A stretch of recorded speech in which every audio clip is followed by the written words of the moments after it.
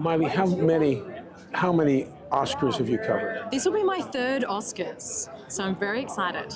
So you're more on the newer side of this. What's it like for you? Well, look, this is the third time, so I'm not as nervous going into it. I feel like I have a bit more practice and I can handle it a little bit better. But it is still a really high-pressure gig. You know, you have to get the attention of the stars. You have to hustle from your position. You have to yell out. And you don't want to be rude, but you want to be loud enough. And you're competing with all of the rest of the world media as well. So the stakes are high. And tell them how close we all are together on this floor. You can't move. I can't even. You'll touch the person if you even turn, right? Yeah, we call it the pig pen because you're all shoved in really close. Your spot is marked out with tape and you really kind of have to get a little bit territorial about your position. But of course you want to be friends with your neighbour as well so that you can work together, try and pass the celebs on to each other. But it's a tight gap. I was going to tell you that, especially if they don't want to talk individually, your group. Yeah, that's it. And strategize. But you call it the pig pen, huh? The pig pen. I never. That's something new. Biggest challenge for you is what? The biggest challenge for me tomorrow? Tomorrow, yeah. Well, tomorrow I've got to get Jacob Elordi and Rose Byrne, two of the biggest celebrities in the world right now, Hollywood A-listers, but they're Australians. And so our viewers want to see them, and I have to try and get their attention and get them to come over. But we are the host broadcasters, the only Australians on the carpet, so I'm hoping they'll hear the accent, they'll see the microphone, they'll recognise us, and they'll come on over. And this setup, we're all out here today, it's kind of quiet. What goes on here for you guys at News 7 on the Saturday?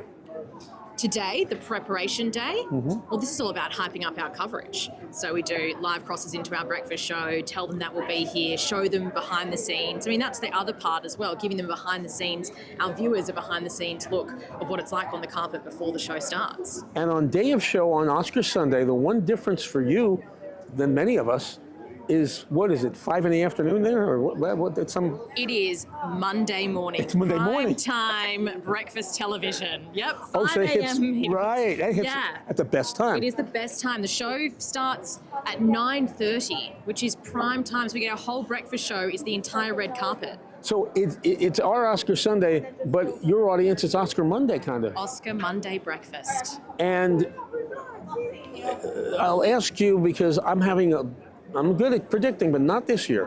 What do you think? Do you have any sense of who's going to win? I do think that Sinners is going to take out Best Picture.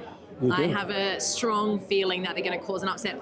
I love One Battle After Another. It may win, but I just think that it's going to be Sinners. But are you in agreement with me that Paul Thomas Anderson will win for that movie? Well, for director, for best director. Hopeful. I mean, yeah. So it'll split. So you think there'll be a split? I think they're going to win quite a lot of awards. I think Michael B. Jordan as well is going to maybe take out Best Actor. I just think Sinners is really what everyone's talking about at the moment. This is true. But One Battle After Another was also a standout film. And usually the best director and the best film go hand in hand, but not this time, I don't think. There definitely could be that split.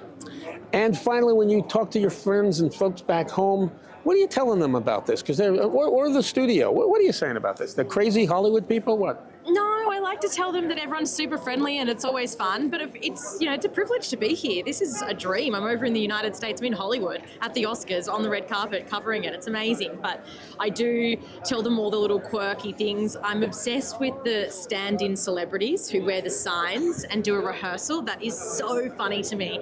I saw Timothée Chalamet walking down before Demi Moore. All those little bits that people don't get to see if they're not here. You know, they see the final product, big Oscars show, but they don't get to see all these little bits that happen behind the scenes. And for you, when you go back home, you handle entertainment news? No, I cover I'm the U.S. foreign correspondent, so I cover everything from celebrities, politics, natural disasters, you name it, we cover it. So this really is kind of fun for you. This is a nice break. This is fun. And again, the Sunrise Show, it's like our Good Morning America Today Show morning news. Correct. That's Chris. You got to be bright-eyed and bushy-tailed all the time. Yeah. Well, depending on the story, but for the Oscars, big smiles, loud voice, yeah. You are ready and primed to go, and I wish you much success on Oscar Sunday and continued success to you. Thank you for taking time out. Thank you so much. And Oscars Monday breakfast. Love it. Thank you. Thank you. Lovely to chat.